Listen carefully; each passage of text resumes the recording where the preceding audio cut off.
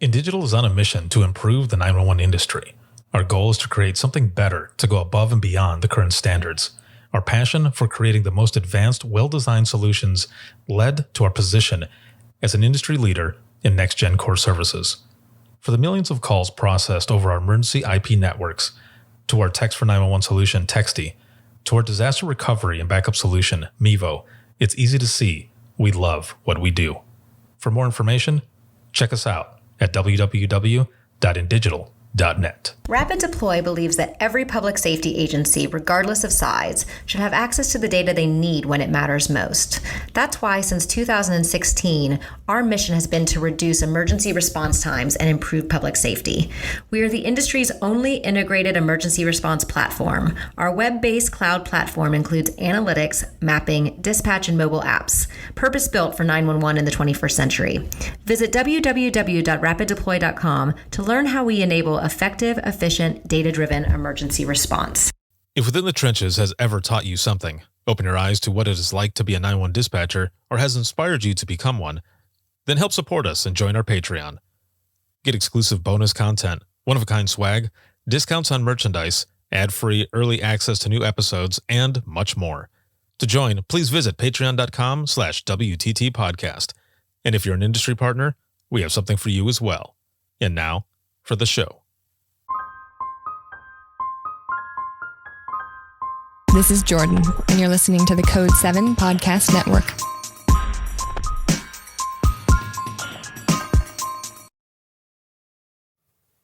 Warning. This episode contains the 3 A's of podcasting: adult content, adult language, and awesomeness. You've been warned.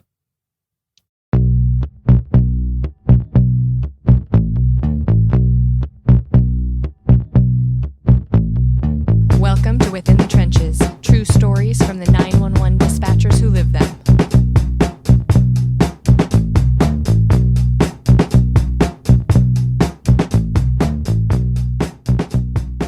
Hey, what's going on? This is Ricardo with the Code 7 Podcast Network, and this is going to be Within the Trenches, true stories from the 911 dispatchers who live them. This episode is sponsored by INdigital as well as Rapid Deploy, and thank you all for being here. It's December 21st right now. This episode will probably go out later this week, which will be good. Be right before the new year. And that's right. The new year. 2021 is coming up. 2020 has gone actually pretty fast. Like I think about the last in-person conference that I was at, and it feels like it was only a couple months ago, but we're going on a year ago that I was at one of those. And man, just weird to think this year, there's been a crap year, but I think there's a lot of good that has come out of it, at least for me personally and others that I know. There's been a lot of good that has come out of it. It has kind of forced all of us to think of, different ways, think outside of the box, to continue what it is that we do, as well as to continue to connect and be there to support each other and such. So even though there's been some crap stuff that's happened, it's been a good year. I think it's been a very good year. Thank you to all the patrons for everything this year, for, following, supporting, all of it. I appreciate it more than you know. If you want to check any of the behind the scenes and extra bonus stuff that comes with being a patron, check out patreon.com/WTT podcast. And again, I wouldn't be able to do what I do if it wasn't for all the patrons, the sponsors, and all of you who watch, listen, share, and support. So thank you very, very much. I'm excited to have my guest on today. We were co-workers for a little bit of time. And I think it was maybe only a few months or so. But it's been good. She's been doing a lot of good stuff out in Alabama. My guest today is Holly, and she is the Alabama service manager for INdigital. Hey. Hey there. How are you? I am doing very well. How are you? Good. I'm good. Thank you. Excellent. So I have to ask right away, because I'm looking outside for me, and I know the type of weather that you all get down there, and it's so nice. But how's your weather over there? Actually, right now we're a little warmer than normal. well, I say that. I think today's high is like 62, which to me is very cold.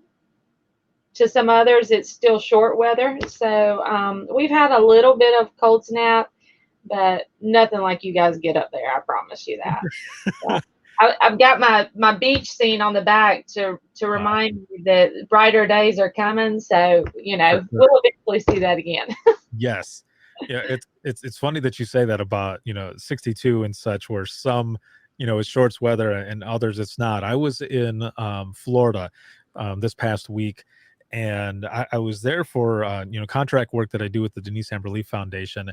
But a couple of those days I was there with my mom and my younger sisters Right. and my soon-to-be brother-in-law. And so I'm the second to the last day that I'm there. I went to go pick up my sister at work, and she had to get a few things. I needed to stop at Walmart.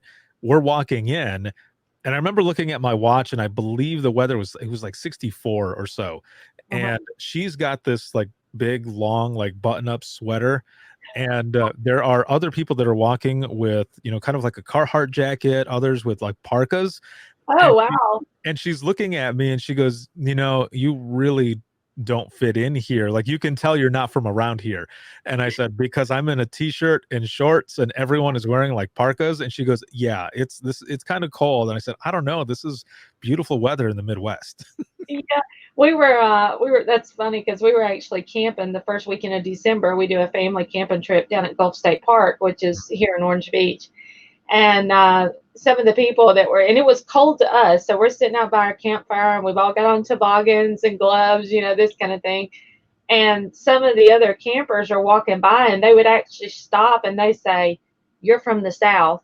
You're not a snowbird," because the people that are here that are from the North, they're walking around in their shorts and their t-shirts. And we're going, "Y'all are crazy. It's too cold for that." So yeah, it's real. It's real.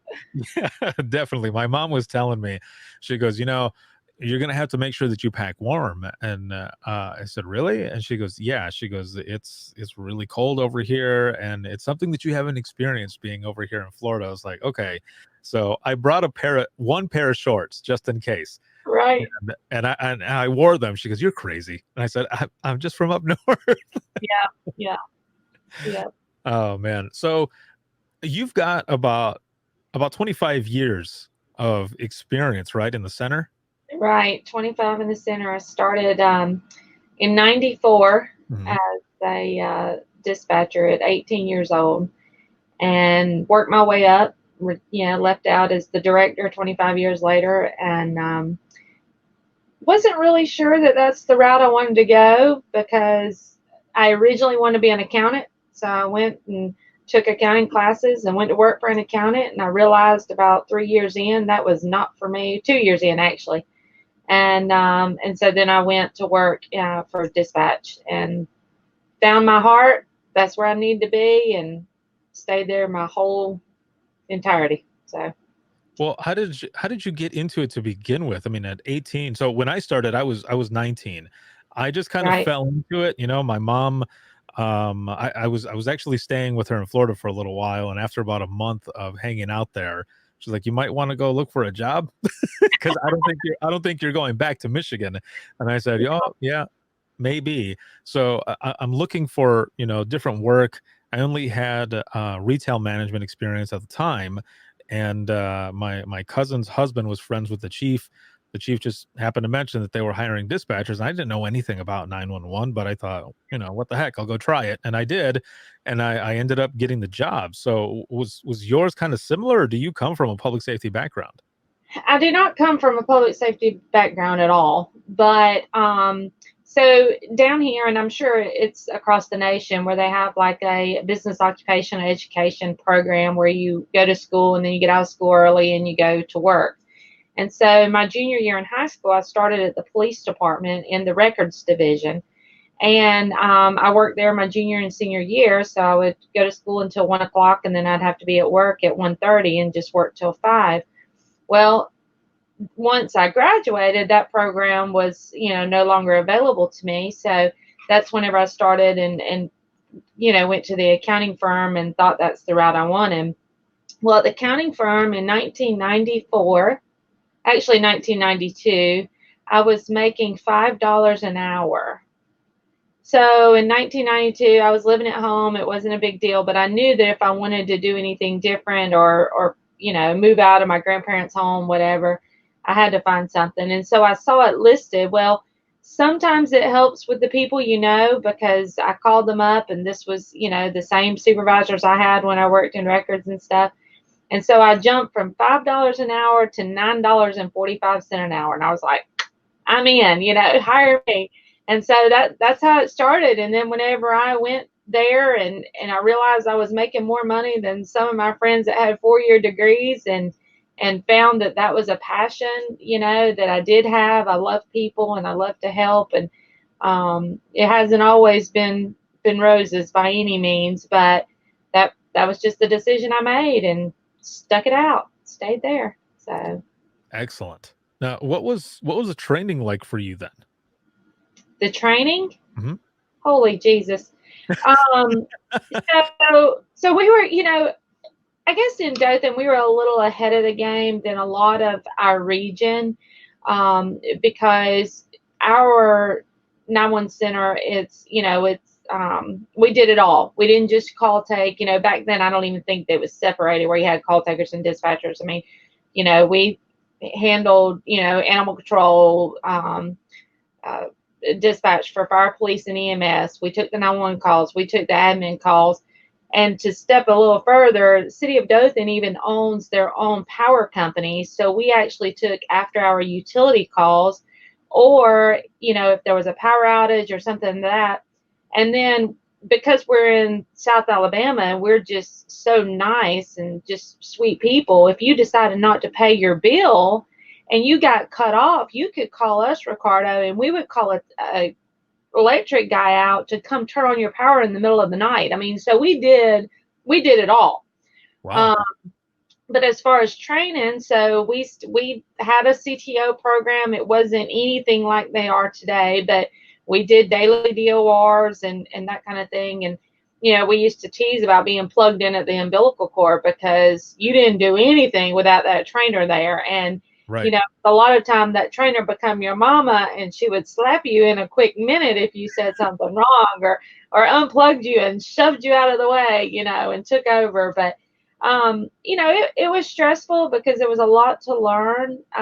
Once you learned it, then you thought you were an idiot and a robot, because you would be going through a McDonald's drive-thru and you'd say 10-3 that order, and they would like, ma'am, and I'm like, I'm sorry, just never mind that. I want this instead, So, luckily I caught on pretty quick because of my 2 years experience in records. So I wasn't in training but about 5 months. And even now, some people think 5 months is long. We've got some PSAPs in Alabama that you sign on the dotted line, you're hired, and you're put on the radio immediately. They don't have a training program, due to funds or staffing, or, there's a multitude of reasons.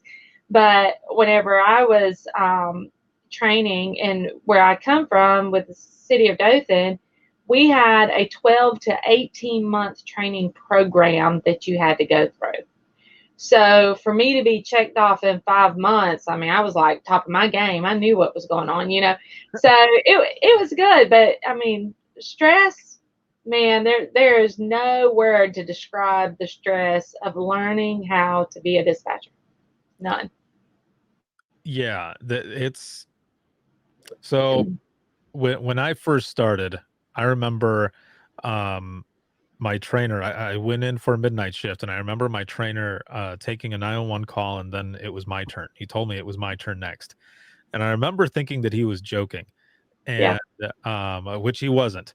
Um, and I'll never forget him looking at me and just saying, the only way you're going to learn how to do all this is by actually doing it. Yeah. You got to get in there and do it. And I remember saying, there's no other training. There's nothing else. And he goes, it's, common sense. And the way I put it now is, being human, just you're there to help that person. Now, I did have a 40-hour beginners like dispatchers training course that I did afterwards. So that did help. But Afterwards, you just said the key word, after that call. afterwards. And luckily that first call that I took, it wasn't really anything. I believe it was a hang up call or something. With that small police department, when the calls would come in for, let's say, medicals, we had what was called county radio, or which would have been, central dispatch. Mm-hmm. There, that would have been. I worked in Polk County, but I Oh, was working for the city of Frostproof, a small little town. So whenever a call would come in that was a medical, we would just get, the main information, transfer them over to county radio, and then we would page out our fire rescue to go out there and, and do what they had to do.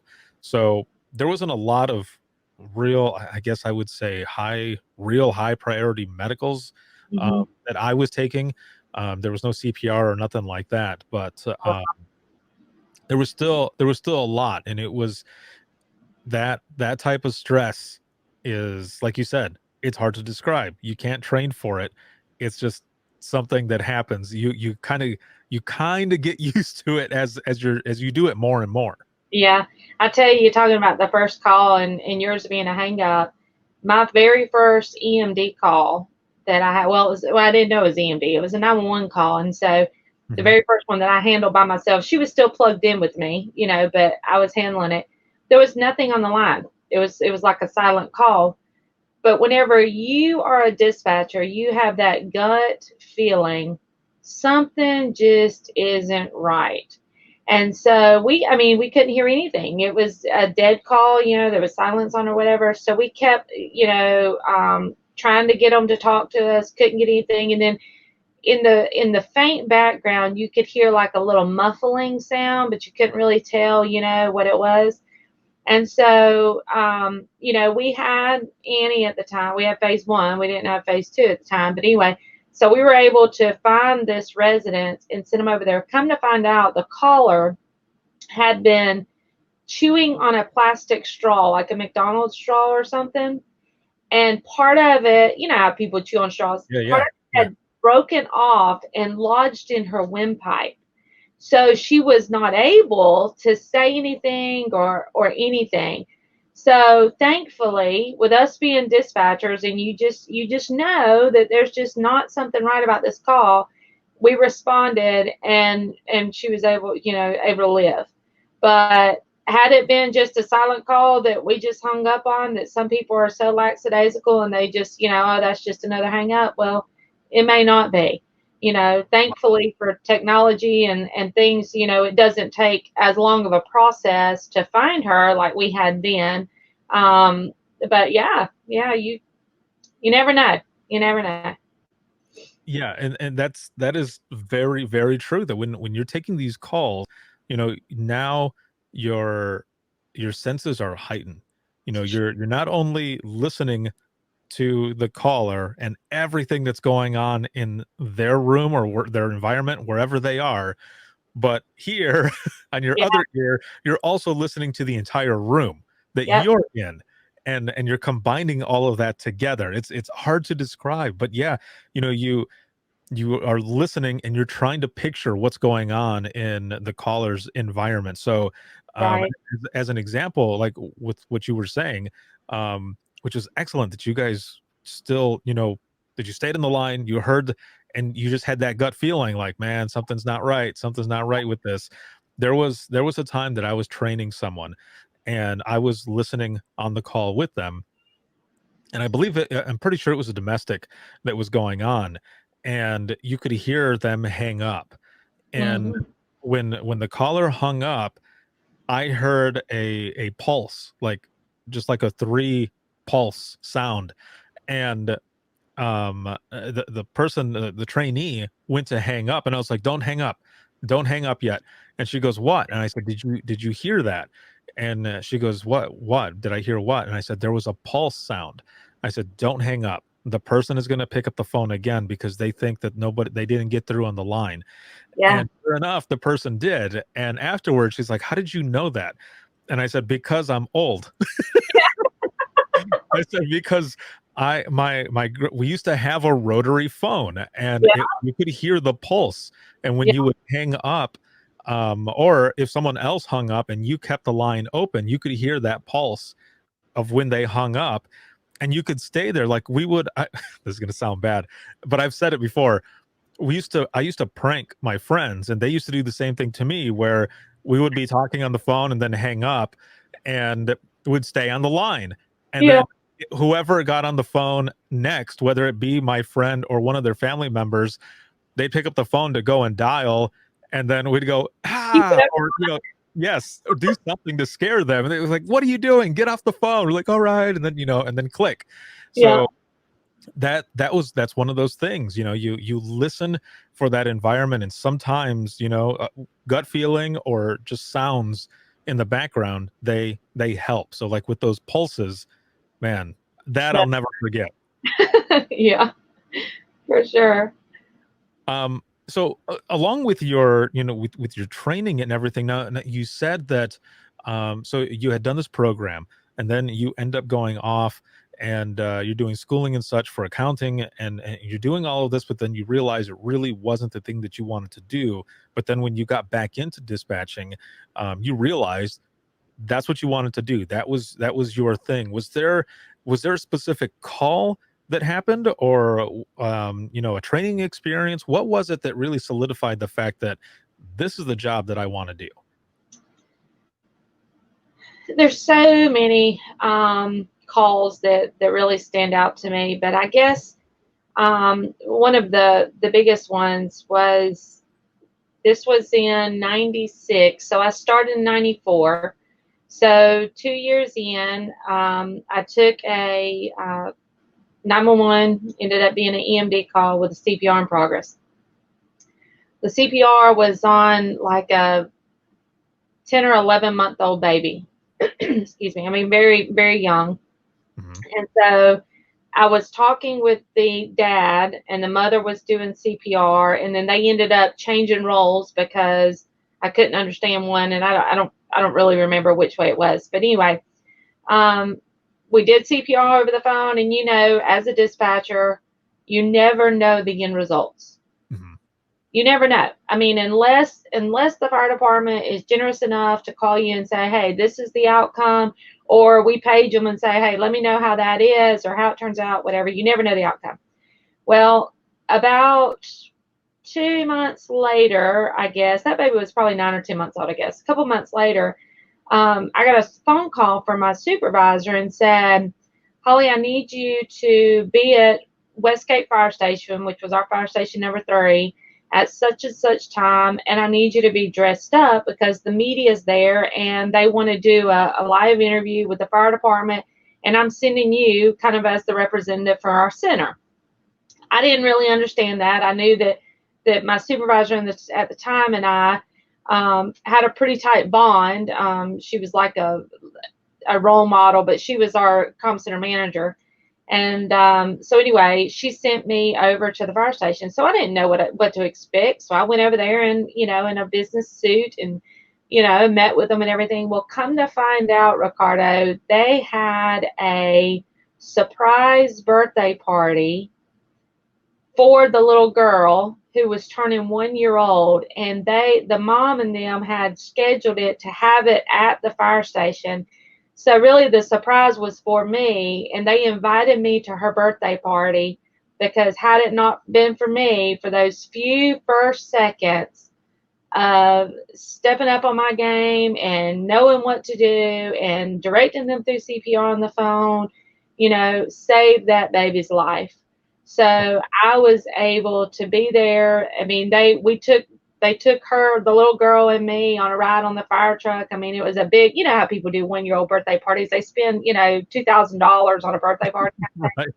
But anyway, so they went, and it was just a blessing in disguise that my heart, I mean, okay, I am where I'm supposed to be. This was like the confirmation, and just to know that if I don't ever save anybody else's life, I saved that little girl and that family's happy and all is well. So that was probably the first of many that I knew I was where I was supposed to be. Oh, geez. Just listening to you, I can't show it on camera, but just listening to you talk, yeah, goosebumps. It's great. That is an amazing story. So you get there, and you realize what's going on. I mean, what is that like for you? Like, you're just like, oh man, what's going on? Like, Yeah, I can't even imagine. yeah, actually, I didn't. They had moved. So where this fire station was their training facility at the time. So they had cleaned out one side of the bay and put one of their pumper trucks outside in the back. So the bay doors were closed and everything. I just went through the front door just like, I was a citizen, Hmm. and did not know and then whenever I mean, I lost it. Here I was, you know, camera ready, so to speak, because I knew the media was going to be there. Well, then I go in there and I've got these huge alligator tears and my heart's just broken, because I wasn't a parent at the time, Hmm. but I could only imagine, what they were experiencing. And I knew, how connected I got to the call after the fact that I realized what was going on, but just you talk, I mean, I was very honored that they remembered me. They didn't just remember the fire department that came to the rescue Yeah. and the ambulance company that loaded them up, because they had the same shift that worked both. They were all there. The mayor was there. I mean, so it was a big to do, but they remembered that call taker that was on the phone, that showed that compassion through that phone, and showed that, that smile through that phone to give them that reassurance that we're going to make it through this. We're going to make it through, and it's making me tear up now thinking about it, because now I am a mother and I can relate. I can imagine, so. But How long ago was that? that was in 96. 96. Yep. Yep. That Have was, you have you heard anything else from the family or anything like that? I have not. I have not. And, I've moved away now, and so, but, I hope and pray everything's well. I mean, she was a thriving 1 year old whenever I did see her. So, That's um, awesome. and that was great, but I'll always remember that. That is an excellent memory from such a, a hard and stressful job, but a powerful one. Like that, it's you don't ever know really the impact of, Right. one's actions, but you always hope that that impact just continues to go on, and pay it forward as well. Now, so you've had this time in the beginning. Now, did you end up moving into like a training position or a supervisor position before you ended up becoming a director as well? I did. I actually, I was there about 5.5 years, Hmm. and they, so we had, we didn't do the call taker dispatcher thing. We were all dispatchers, which we did it all. And then we had CTO, and then we had a shift supervisor, which we called senior dispatchers. And then there was the comm center manager. Well, so I moved up to CTO probably within about a year and a half of me being employed. And so I trained a lot of people and loved it. Loved it. I loved training. 911 was my passion. I wanted to be the one answering the telephone. I love the radio, but I'm a fast talker. Hmm. So on the radio, it was harder for me to train on the radio, because the new hire, the trainee, couldn't keep up with my talking. The officers and all, they were used to me. So, they could understand just fine. We did have a few through the years that would record whatever I was saying and then play it back, because they never could get, me talking fast. But anyway, so I always requested, let me do the number one training. And so anyway, I was a CTO, and then about 5.5 years in, a position came up for a senior dispatcher position. And so I applied for it, and didn't really know that I was what they were looking for, because I was still young. I mean, you're talking, I was 23, give or take. I had people there that had been there, 23 years, and that was a lot older than me, that were extremely qualified for the position. And so there was myself and three others that applied for it. And so, whenever we went through the whole interview process and, that kind of thing, I treated it just like I was one of them. I had been in this career for these years. I was confident in my abilities. I knew, what I had wasn't really sure how I was going to manage older staff because, being the young buck, as they call you, moving in, it's hard to get the attention of the senior, the seasoned folks that work there. So we went through the interview process, and whenever I went in and did my interview, we all did the interviews, and whenever I went back in there a couple of days later and they offered me the position, I asked them why they chose me, because all other than two of them had at least 2 years or more Trump on me. Mm-hmm. So one of the interviewees said, my main thing that told me to hire or to promote you to this position is one of your coworkers that interviewed for the same position said, I am not qualified for the job. You need to promote Holly. That person, her name's Stacy Johnson. She's still there now. She is a senior supervisor, but that just, I went beside myself, because not only was I qualified for the position, but the example that I was setting on the floor as a CTO, as a dispatcher, stood out to somebody that did have seniority over me. And, and of course, she wasn't the only person to interview, and we interviewed with a panel interview, but, so anyway, so I got promoted to senior, dispatcher at that time. And it was a struggle. It was an uphill struggle because, you still had the older crew that tried to give me a hard time, and, you're too young to be in management and this, and, and I just would kind of tell myself, if not to them, because I didn't want to, ruffle the waters, but I would say to myself, if you thought you were more qualified, then why in the world didn't you apply? If I'm not the position, the person for the job, then why didn't you do it? So anyway, I was a senior dispatcher up until my daughter was a junior in high school, which would have put it 2013. So from about for about 13 or 14 years, I guess, somewhere around there, give or take. I was a senior dispatcher, and the comm center manager position never came available. She was always there. So, but my daughter started her junior year in high school, and I was tired of shift work. I needed to be at home with them. I wanted to enjoy. She was a cheerleader and really active in the school. So I wanted to be able to be at home with them, during the night and that kind of stuff. Plus, she's a teenage girl. She's driving. You need to be available all the time, that kind of thing. Right. So I stayed in the police department, but I actually moved to a Monday through Friday position. Mm-hmm. And then from there, I applied for the director's position and got hired as the director. So, wow. In 2000 and I guess I became director in 2014 or 15. So it wasn't long that I was off of the operations floor that I actually went to the director's position. So before you had moved to that spot and you were going to, be a supervisor or senior dispatcher, you say it was, kind of an uphill battle and all, because there's always the groups, like you were saying, that say that you're too young or whichever to be in that spot.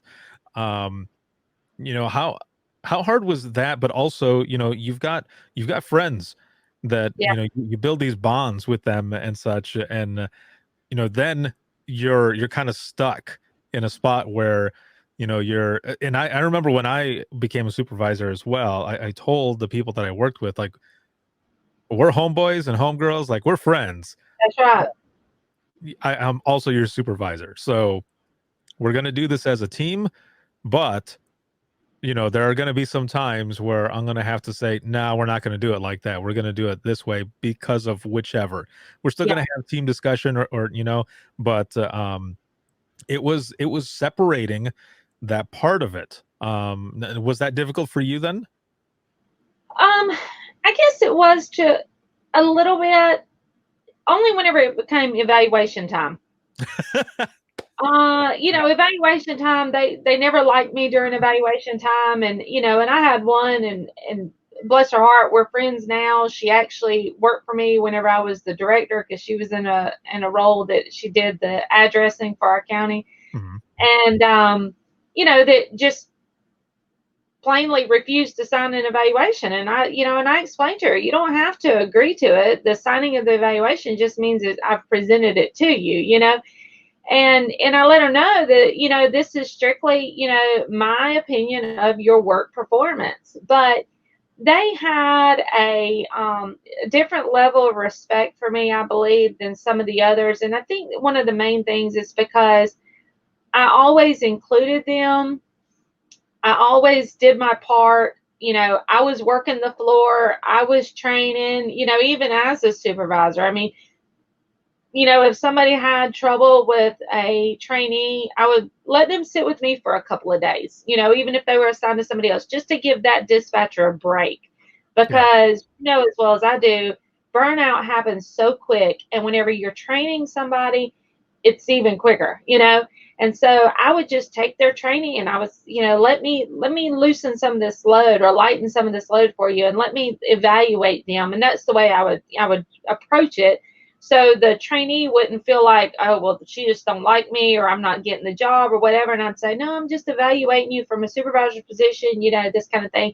So it wasn't as obvious to the trainee that you're killing my CTO. But, I think a lot of that is the supervisor remembering where they came from. Mhm. I was that trainee. I was that trainer. I understand being a single parent and not having anybody to watch your kids, and you having to work shift work. I understood, having to work holidays and work around holidays, and Santa Claus coming on December 28th rather than December 24th, coming the morning of the 25th, whatever. So, I could relate to all that, and really just, understanding that, yeah, I'm your supervisor and you're going to respect me in my role. But you know what? I put my pants on and my uniform or shirt on just like you do. Right. I'm no different than you. I'm no better than you. If anything, I'm worse off than you are, because I've got a lot more stress on me than you do. But let me help you as I can. So, you know, overall, I never had any real issues that we weren't able to work through with the staff that worked under me. And I mean, we had a good time, and a lot of them are still there. Some of them are gone, and some of them have gone to be police officers. I know 3 of them are police officers with Dothan, and one's gone with the fire department. She's a fire, with the fire department. And so, I've seen people advance up, and I mean, it's great. It's really been a rewarding ride for sure. How big was the area that you cover there? City of Dothan has a population of about 85 residents, and then daytime it's a little different. But we had about 140 officers at the time. We had 9 city-owned fire stations that we dispatched for. Now, with the city of Dothan, we didn't dispatch for volunteers. They were in our county jurisdiction, which we had 2 different PSAPs. Mhm. And then whenever I became the director, it was already in the makings for us to have a co-located facility, which is the one you visited. And so we had, city dispatch on one side and county dispatch on another side, divided by a wall. That wall has nothing written on it but politics, Yeah. which is everywhere. So, but we didn't have to worry about the volunteers. Now, the county, on the other hand, they had, I think, 6 or 7 municipalities they dispatched for, plus the sheriff's office, plus 17 volunteer fire departments. The city only had to worry about the city, and that's where I started my career. Oh, okay. So then, how many people did you have working on the floor at a time? It really depended. Day shift was usually 5 to 7, and then night shift we had a mandatory of 4. So we had a mandatory of 3 dispatchers and a supervisor. And so then it went down from there. But midnights was a mandatory 4, and then day shift and second shift was anywhere from 5 to 7, but all no less than 5. And then because we had, even though you could do every job at every station, we always made sure we had a police dispatcher, an info dispatcher, which is the one that did backup for PD and did all the NCIC and 29s, 28s, that kind of stuff. Then we had a fire dispatcher, and then what we called a other position, which was like animal control, after hour utilities, the catch-all kind of position. So, but that's how it was kind of set up. Did you? Well, before I get to this next question, let me ask this first. What was your favorite position to work then? Now, I know you mentioned training, but for you specifically, you mentioned how you liked, radios, and then there was phones. But out of those, I mean, which one was your favorite? If I did not have a trainee, then I wanted to be on PD primary. Yeah. Just because, it was just always fast paced. It was always movement. I mean, you look at people and you say downtime, what is that? We didn't have an idea of what downtime was, so as long as I wasn't training, I wanted to be on the radio. And there was times that I would sit there for 6 or 8 hours at a time, just because that's a position I like. In the event I had a trainee, then I wanted to be on the first 911 phone. So, it was kind of a mix between it too, but, that's just, yeah. If I was on the radio, then I was in my zone, and, you think about it, you build rapport with these units, you build relationships, their family, and I hate it. And everybody did a phenomenal job. Don't get me wrong, but just like we are as parents, can't nobody mama as good as I can. So, and so you think about it, and when you're on that radio, can nobody take care of these officers better than I can, Yeah. which isn't necessarily true, but that's the way I felt, and, so that's where I wanted to be. If I was by myself. See, for myself, I would switch between, phones and radios, especially when main law enforcement radio was just pumping, just going, and you're just doing your thing. You're just typing away, keying up, using the pedal to key up. Yep. Instead of reaching to the side, you're using the pedal to key up and say stuff. And then if you've got a pursuit going, then everything is heightened 100%. Right. You cut off all the traffic to go to a different channel, and you've just got that main traffic. Yep. And it's you and the officer and anybody else who's going over there to help. You're repeating, traffic that's being given so that other people can hear it as they're going to help that person. And man, that's right. I had one like that, actually. There was 2 10-100s, is what we called them. I don't know where they call them everywhere, but we use state 10 codes on our 10 codes, but vehicle pursuits that really stand out. And so I always lived in the county jurisdiction. So one of them was with an officer, and they were going in the back roads, and the city was chasing them. These city officers didn't have a clue of where they were going. So luckily I was on the radio, because I was telling them, you're approaching this street, and it's going to turn it's going to turn to the right, or a sharp curve to the left, or be careful, there's a bridge, because I was familiar with the area. Mm-hmm. So that was really a cool a vehicle pursuit. And honestly, if it wouldn't have been for me on that radio, we would have probably had several officers total out. And even the police chief wrote a letter of recommendation back once he listened to the call and listened to the tapes and knew what was going on, and thanked me for being on the radio, And then another one, luckily technology has changed, and, and radios pick up from, different county jurisdictions and that kind of stuff. But we had one that was a stolen van that was going 231 South, like going towards Panama City, towards the Beachway. And I mean, they were changing city jurisdictions and then went across state line, and we had lost radio communication at the time. So not only was I still on the radio with picking up everybody, we called the officer on his cell phone. So the lead officer, actually not the lead, but the second, because the way we did it, you had the first unit, that was chasing, and then the second unit was the one calling everything. Mhm. So I had him on the phone, and as he was telling me where they were approaching, then I'm dispatching these other responders, because the state got involved, state troopers got, everybody. And so yeah, I'm with you on that heightened anxiety, with a vehicle chase. It's pretty phenomenal. Yeah, and I think one of the things that gets me sometimes, and I kind of flash back to it every so often when I'm watching oh, why can't I think of the name? Oh, Twister, the movie Twister. Yeah, And when they yell out, "We've got debris." And yeah, so the correlation here, how they fit together, is the fact that when I would be on main law enforcement radio, and there would be a chase going on, and the officer would say, I lost them. I'm continuing on. I lost them. I'll let you know here in a moment. And then sometimes they would come over the radio and say, "I've got debris here."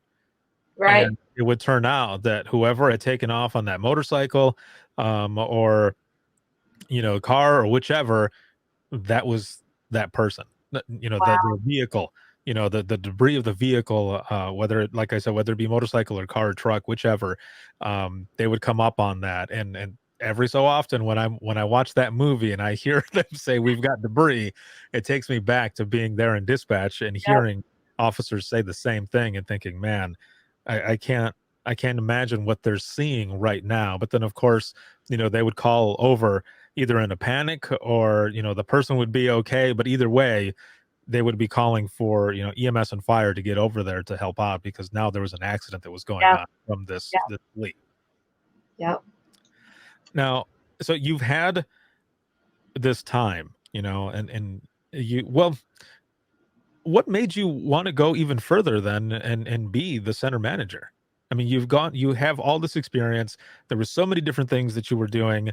What pushed you further in continuing that piece?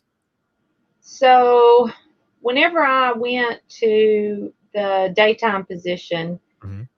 took me out of the center. It put me in a office environment in the police department, and I really enjoyed it. Um, but it wasn't where I belonged. It wasn't where my heart was. And so I knew that I had the ability to be the director. A lot needed to be learned.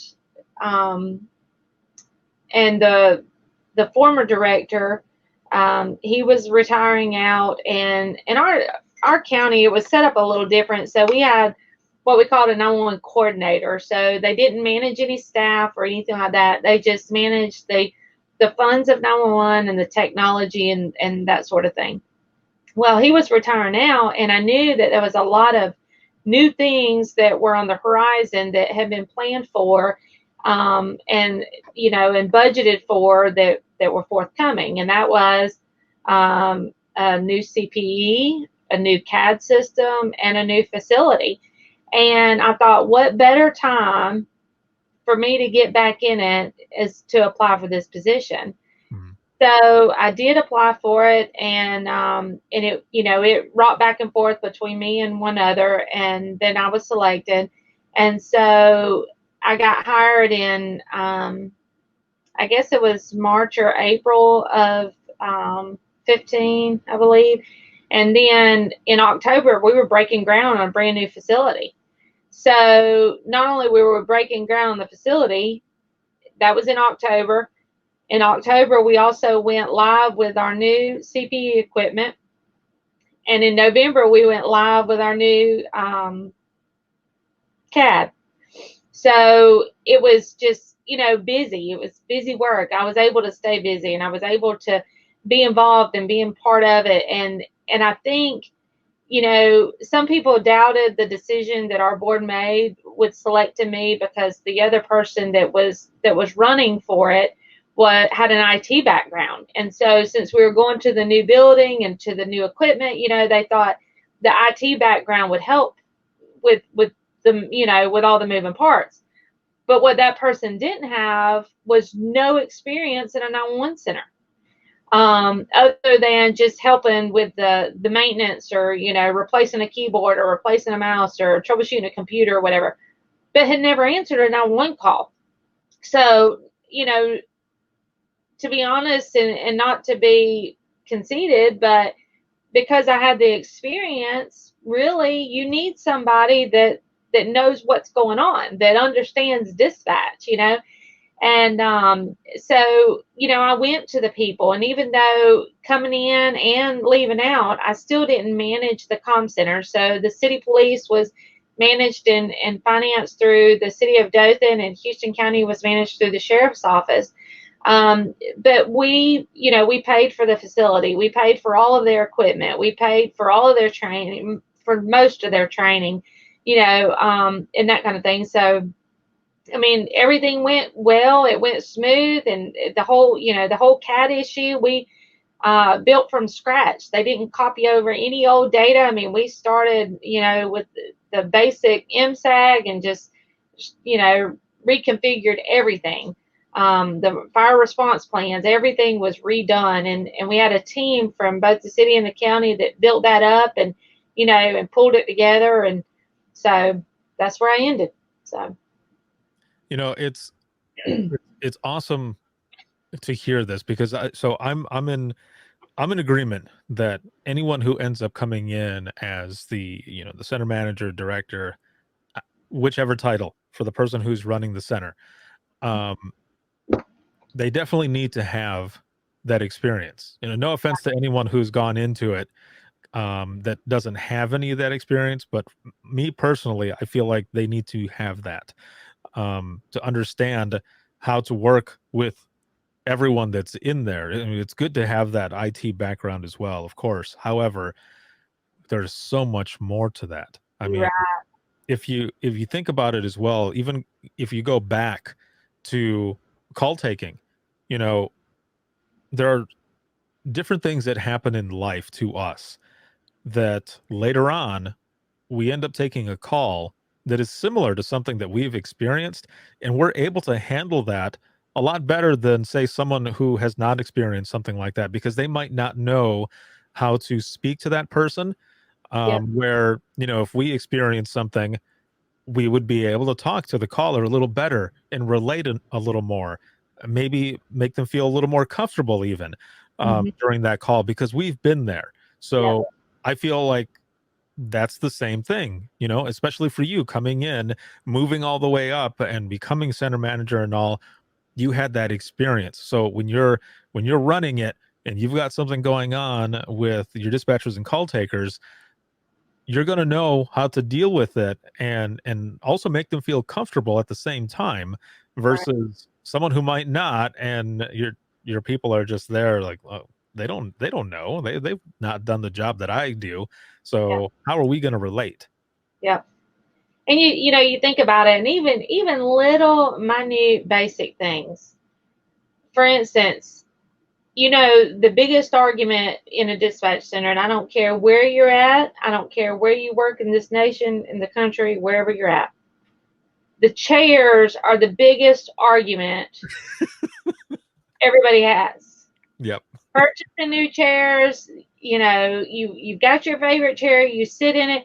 If you've never been a dispatcher, you cannot relate to Yep. what's a good chair and what's a not a good chair. You know, so I think, you know, and I'm with you. No, you know, no negative to people who have never worked behind the console, but hats off to those who are in management positions or who are directors, which is what I was, you know, that knows and understands the, you know, the value of a 24-hour chair rather than a $24 chair. I mean, there's a big difference there. But you know, I mean, and it's just simple stuff. It doesn't, you know, I get it. I mean, Yep. she was a lot smarter than I am as far as the technology stuff. And Caleb Branch can tell you, I'm having to learn a lot of that techie stuff and the IT side of it or whatever. But you know, it's been good. I'm thankful for where I've started and where I've come. So That's awesome. And also, you know, hats out to those who do come in that don't have that background, but who are willing to sit there and Yeah. learn. There are some of those. I know some of those who have come in and they will go into the center. They will learn the CAD program, the phone, all of it, so that they can, be able to relate. But then, there are others that are just like, I'm here Yeah. and Yeah. I'm gonna run it the way I run it. But I know after I left Dothan, the comm center, they made and the manager retired. They made that position a uniform officer position for the comm center manager for Dothan Police or Dothan Communications. Mhm. And so they did hire or brought in a lieutenant, and she was strictly assigned the comm center. And she did. I mean, she got out there, she learned everything about that center. She worked the position, she worked the radio. A little bit of a struggle on the radio because she was so used to being on the outside. So she had to, mirror what she was saying and, to say it back.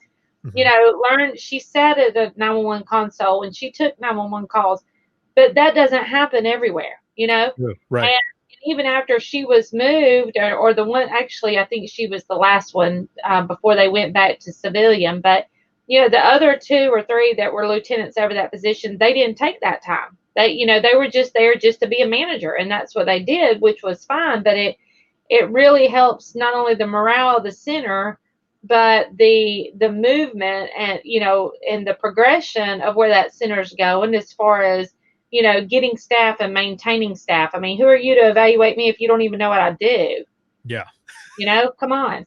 And Right. so, and her name's Rachel, and she was phenomenal in learning that position and learning that job as to where others aren't. Now they've gone back to a civilian position and did it. They promoted in-house. So actually a senior dispatcher who was a senior dispatcher, has now promoted up into that comm center manager position. So it's good. Excellent. Now you worked 25 in the center, Yep. but 26 altogether. And this last year, you made a jump Yeah. from from the center, Going to the dark side. yeah, to becoming an industry partner with INdigital. Now, how has that change been for you? Because I will say right off the bat, when I made my change, I remember setting up my desk and I had my phone and I had my paper pad and a pen for notes, almost as if I was sitting down at the console, but there was no phone calls coming in. So I remember sitting there thinking, "Oh, yeah, this is completely different. I'm doing other things now," but I had it set up. I had Yeah. everything set up like I was getting ready to take phone calls. Right. So, this position actually came by a huge surprise to me.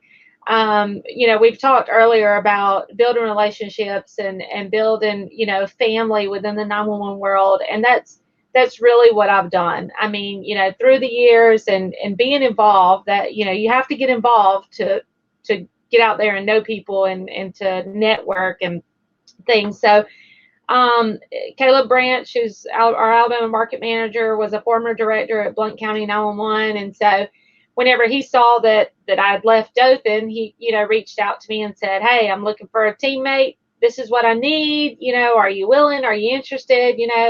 The first question was, "Do you miss 911?" I was like, "Negative. Nope. I'm out. I don't want nothing to do with it." I do miss the people. I miss the Yeah. friendships and that kind of stuff. But I'm not sitting back at a console unless, what breaks loose and somebody just needs me. Yeah. And so anyway, so I jumped on board, really blinded, not knowing, because I was like, "Okay, where's my job description?" He's like, "I'm writing it." I was like, "Okay, how am I going to apply for a job that I don't even know what I'm applying for?"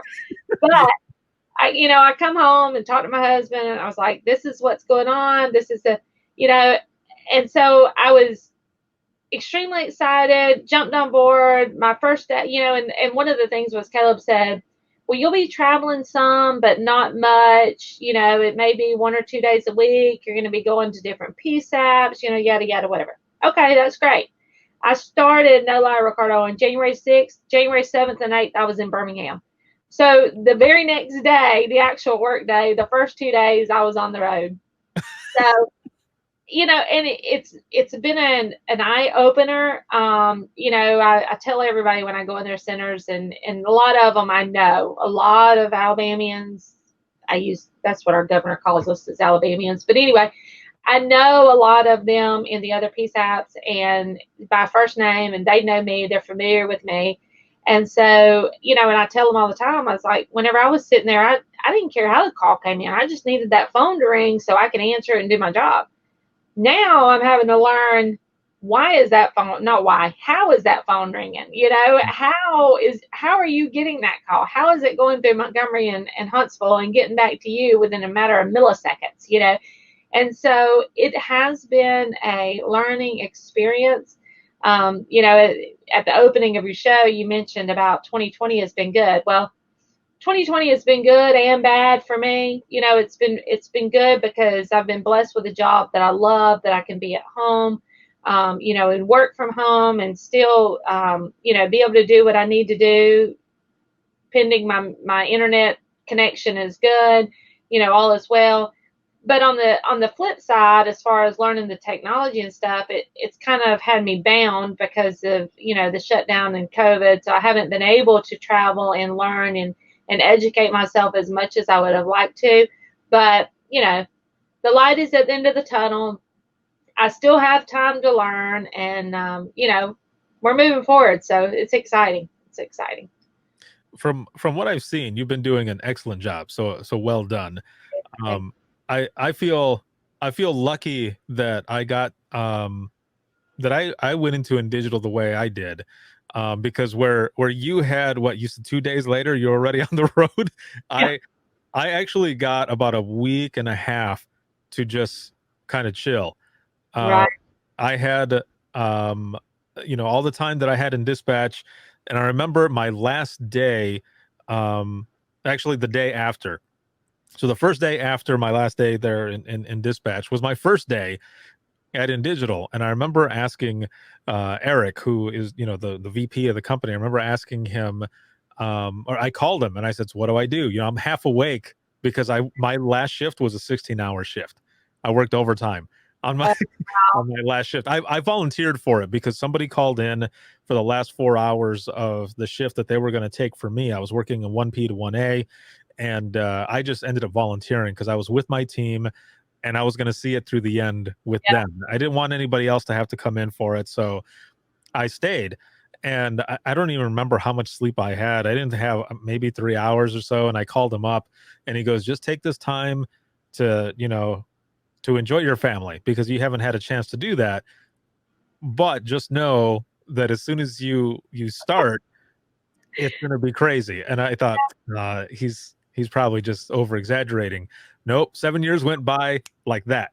Right. Yeah. Yeah. Well, that's like this. I mean, I did get to make a trip to Fort Wayne. So I did get to go up there after we rescheduled like 3 times, plane tickets and all, because of COVID shutting us down or whatever. So, and it helped with me being in the profession and already knowing Mark Grady and knowing Eric and knowing Meredith and Brent and you guys and Vicky, and so I knew a lot of the INdigital team. So that was a pretty easy transition. But I can't beat myself up. But I'm one of those people. Don't tell me this is the way we do it. I want to know why we do it and how we do it. Exactly. Yeah, for sure. And I think that's what makes INdigital one of the great companies in public safety, is the fact that they pull in those who have worked in the center or different parts of public safety to be able to kind of mold what it is that they want to put out there for those who are using it and benefiting from it. And it works for everyone in such a big way. So that is excellent that they're able to do that. And as we go into the wrap up of this episode, this has been awesome to have you on and learn more about you and your story. What advice do you have for those who are, maybe towards the end of their dispatching career, or supervisor or director or whichever, that are looking into becoming an industry partner? Like, from your experience, what is some advice that you might have for those who are thinking of becoming an industry partner as well? Yeah. One thing I want to say is don't ever say never, because I did. Hmm. And I've learned that, even though I enjoyed my years in dispatch, I love, being that intricate part to help save lives and that kind of thing. As long as you're willing to move forward and learn something new, we get to a certain age where we just kind of shut ourselves off. And we're like, no, I've learned it all. I don't need nothing else, whatever.